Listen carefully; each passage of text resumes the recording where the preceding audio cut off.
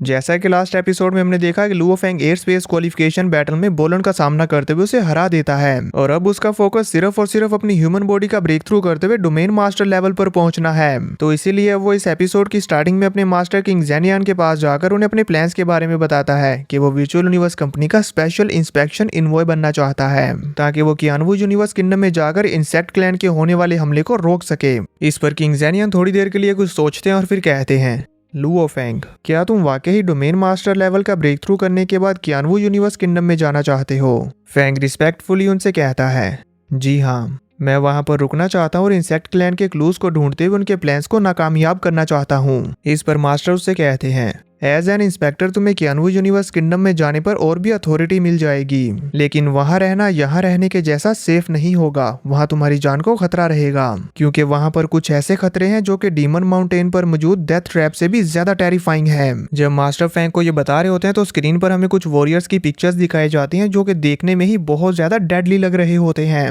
Master की इस बात पर लुओ फेंग उनसे कहता है, मेरा home planet Earth Kiyanwu universe kingdom के अंदर है।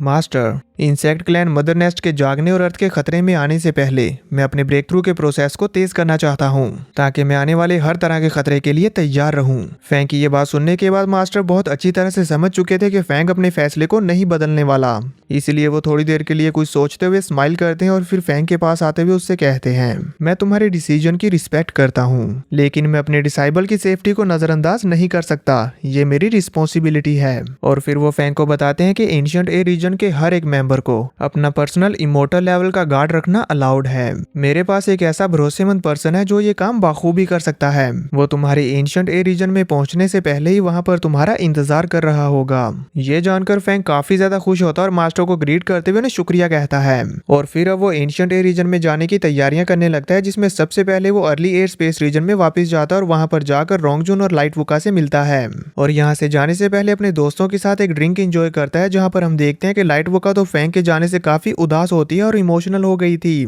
इसलिए वो जल्दी से लुओ फेंग और रोंगजुन को एक साथ हक कर लेती है। और फिर अपना मन हल्का करने के बाद हम देखते हैं कि ये तीनों अपनी ड्रिंक एंजॉय करते हैं और फिर लुओ फेंग वहां से जाते हुए इनको अलविदा कहता है और जाने से पहले भी वो दूर से इन्हें बाय बाय कर रहा होता है, जहाँ पर लाइट वुका तो बहुत ही खुशी खुशी लुओ फेंग को अलविदा कर रही थी। रोंगजुन बस खड़ा हुआ उसे देख रहा होता है तो लाइट वुका उसे एक जोरदार कोहनी मारती है, जिस पर रोंगजुन भी करता है और फिर फेंग वहां से तेजी के साथ चला जाता है। इसी के साथ सीन कट होता हमें दिखाया जाता है कि लुओ फेंग अपने रोबोट क्लैन स्पेसशिप के अंदर बैठकर बड़ी तेजी के साथ एंशिएंट ए रीजन के अंदर पहुंच चुका होता है, जहां पहुंचकर वो बाताओं से बताती है कि हम पहुंच गए। फेंग वहां स्पेस में मौजूद प्लैनेट्स को देखते हुए हैरानी के साथ कहता है, ये 136 मैसिव स्टार्स यूनिवर्स में एक दूसरे के इर्द गिर्द मूव कर रहे हैं। ऐसा लगता है कि ये अपनी मूवमेंट में प्रोफाउंड मिस्टीरियस लॉस कैरी किए हुए हैं। एंशिएंट ए रीजन का कोर तो वाकई एक्स्ट्रोऑर्डिनरी है। तभी फेंग को कुछ याद आता है और वो जल्दी से वो बाता से कहता है, बाय द वे, अब क्योंकि मैं एंशिएंट ए रीजन में आ चुका हूँ तो क्या तुम्हें मदर नेस्ट को कंट्रोल करने वाली सीक्रेट टेक्निक मिली? इस पर वो बाता फेंग को कई सारी टेक्निक्स को दिखाते हुए कहती है, मैंने डेटाबेस में सर्च किया है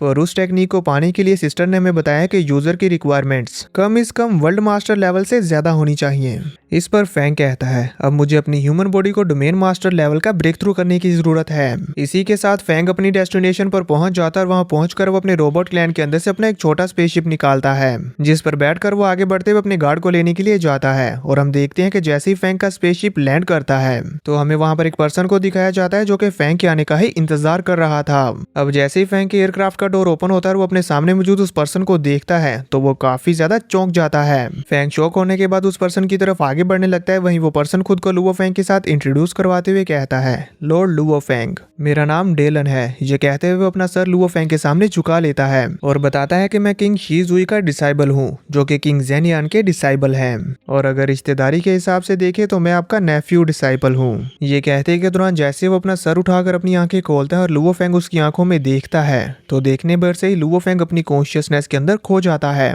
और बेहोश होते हुए सीधा जमीन पर गिरने लग जाता है। तो डेलन फटाफट आगे बढ़ते हुए लुओ फेंग को संभाल लेता है। फेंग के साथ ऐसा इसलिए हुआ क्योंकि डेलन सोल बेस्ड अटैक्स करने में स्किल्ड है और यहाँ हालांकि उसने फेंग पर अटैक नहीं किया पर फिर भी फेंग को उसको एक नजर भर देखने से ही फेंग की ये हालत हो चुकी है। वहीं अब फेंग खुद को संभालते हुए डेलन को देखते हुए अपने मन में कहता है, डेलन की स्ट्रेंथ तो इमोर्टल लेवल के काफी ज्यादा करीब है और इसकी मेंटल पावर एक्सट्रीमली हाई है। सिर्फ इसकी आंखों में पल भर देखने से ही मेरी कॉन्शियसनेस को झटका लग गया। इतना पावरफुल बीइंग असल में मेरा भतीजा डिसाइबल है। फैंग अभी उसके बारे में सोचता हुआ हैरान हो ही रहा होता है कि तभी डेलन अपनी पोजीशन संभालते हुए फैंग को ग्रीट करते हुए कहता है, आज से और अभी से मैं आपका पर्सनल गार्ड हूँ। इस पर फैंग मुस्कुराता है तो डेलन भी मुस्कुराते हुए कहता है, मैंने सुना है कि आपकी ख्वाहिश है कि आप डोमेन मास्टर लेवल पर ब्रेक थ्रू करना चाहते हैं। वो उन्हें बताता है कि बाहर की दुनिया के मुकाबले में एंशिएंट एयर रीजन के अंदर आप अपने गोल्स को ज्यादा तेजी के साथ अचीव कर सकते हैं और यहाँ पर मौजूद यूनिवर्स लॉ से भी आपको ये करने में बहुत मदद होगी।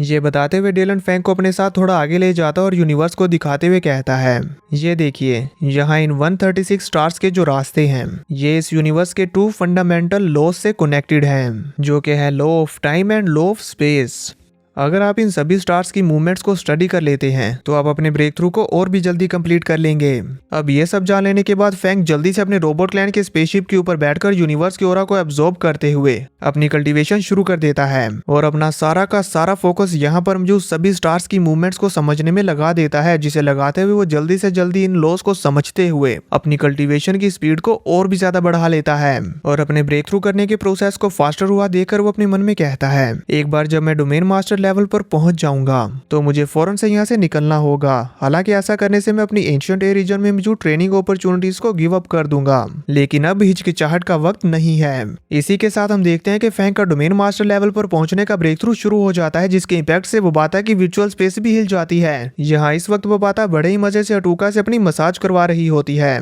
पर अचानक से अपनी वर्चुअल स्पेस में आए भूकंप से उसे भी पता चल जाता है कि लुओ फैंग ने ब्रेक थ्रू करना शुरू कर दिया है। तभी हमें फैंग के इनर वर्ल्ड का सीन दिखाया जाता है, जहाँ पर अब उसका इनर वर्ल्ड पूरी तरह से चेंज हो चुका है और उसके अंदर एक अपना ही यूनिवर्स क्रिएट होना शुरू हो गया है। और अब फिर उसके ब्रेक थ्रू के कंप्लीट होते साथ ही फैंग का यूनिवर्स बनकर तैयार हो जाता है, जिस पर एक झटके के साथ ही फैंग भी अपने यूनिवर्स के अंदर खींचा चला जाता है और वहां पर पहुंचकर अपने इनर वर्ल्ड के अंदर अपने यूनिवर्स को क्रिएट होता हुआ देखता है। और यहाँ पर साथ ही साथ फैंग के इनर वर्ल्ड के अंदर उसका अपना एक लॉ भी क्रिएट हो रहा होता है, जिसे जब जैसे ही फैंग खुश होते हुए टच करता है तो उसकी कॉन्शियसनेस को एक झटका लगता है और वो झटके के साथ अपनी रियलिटी में वापस आ जाता है। अपने इस ब्रेक थ्रू के कंप्लीट हो जाने के बाद फैंग अपनी न्यू पावर्स को फील करते हुए काफी खुश होता है और अब उसकी इसी खुशी के साथ सीन कट होता और हमें थोड़ी देर बाद का व्यू दिखाया जाता है, जहां पर फैंग अपने रोबोट क्लैन स्पेसशिप के अंदर बैठा ध्यान लगा रहा होता है और यहाँ पर वर्चुअल यूनिवर्स कंपनी की तरफ से भी एक एआई आया होता है जो कि लुओ फैंग को एग्जामिन कर रहा था। और फिर अब जैसे ही फैंग अपने ऑरा के प्रेशर को रिलीज करते हुए अपनी ब्रेन फील्ड का इस्तेमाल करता है तो उसके ऑरा के प्रेशर को रिलीज होता हुआ देखकर वो एआई फैंग को कांग्रेचुलेट करते हुए कहता है, लॉर्ड लुओ फैंग, आपकी स्पिरिचुअल एनर्जी, प्राइमोर्डियल फोर्स और डीएनए डोमेन मास्टर लेवल पर पहुंच चुके हैं। कंपनी के रेगुलेशंस के अकॉर्डिंग आप कियानवू यूनिवर्स किंगडम में एज एन इंस्पेक्टर सर्व कर सकते हैं। एआई की ये बातें सुनते हुए लुओ फैंग की खुशी का तो कोई ठिकाना ही नहीं होता। तभी वो एआई और बताता है, आपका अपॉइंटमेंट जल्दी ही इशू कर दिया जाएगा, लेकिन अगर आप चाहें तो आप एडवांस में वहां पर जा सकते हैं। बस उसके ये कहने की ही देर थी कि फैंग फौरन से अपने स्पेसशिप को लेकर तेजी के साथ कियानवू यूनिवर्स किंगडम की तरफ निकल पड़ता है। जहां जाते हुए रास्ते में डेलन लुओ फैंग से कहता है, हम ऑलरेडी एंशिएंट एयर रीजन से बाहर आ चुके हैं और अब हम डिवाइन किंगडम टेलीपोर्टेशन परफॉर्म कर सकते हैं। इस पर फैंग उससे कहता है, मैं काफी समय से डिवाइन किंगडम के बारे में सुनता आ रहा हूँ, मैं खुद उसे देखना चाहता हूँ, प्लीज शुरू करें। इसी के साथ डेलन आगे बढ़ते हुए टेलीपोर्टेशन टेक्निक को परफॉर्म करना शुरू कर देता है, जिसके परफॉर्म होते साथ ही वहां उनके आसपास का यूनिवर्स गायब हो जाता है और उनके सामने एक पोर्टल ओपन होता है और साथ ही उस पोर्टल तक जाने के लिए इनके लिए एक रास्ता बन जाता है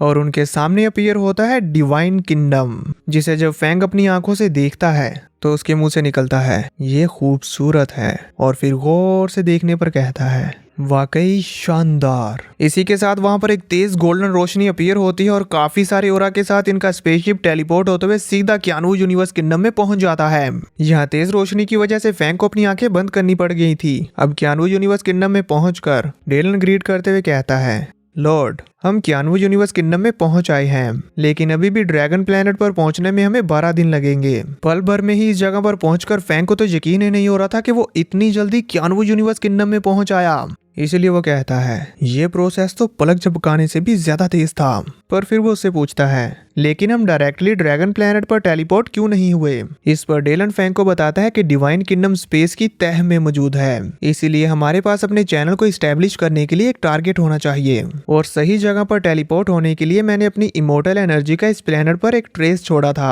हर किसी की इमोर्टल एनर्जी यूनिक होती है, तो इसीलिए इसे पोजीशनिंग के लिए इस्तेमाल किया जा सकता है। और इस जगह को चूज करने के पीछे भी मेरा एक रीजन है, और वो ये है कि एक बार जब हमारी टेलीपोर्टेशन स्टार्ट होती है तो डिवाइन किंगडम की लोकेशन एक्सपोज हो जाती है। अगर कोई बुरे इरादों वाला इसे डिस्कवर कर लेता है तो ये बहुत ही ज्यादा डेंजरस हो सकता है। डेलन की ये सारी बात सुनने के बाद फैंग अपने मन में सोचते हुए कहता है, तो ये वजह है। और फिर वो डेलन से कहता है, बहुत अच्छे, मेरे ऑफिशियली स्पेशल इंस्पेक्शन इनवॉय की पोजीशन संभालने से पहले अभी भी बहुत सारी चीजें करनी बाकी हैं।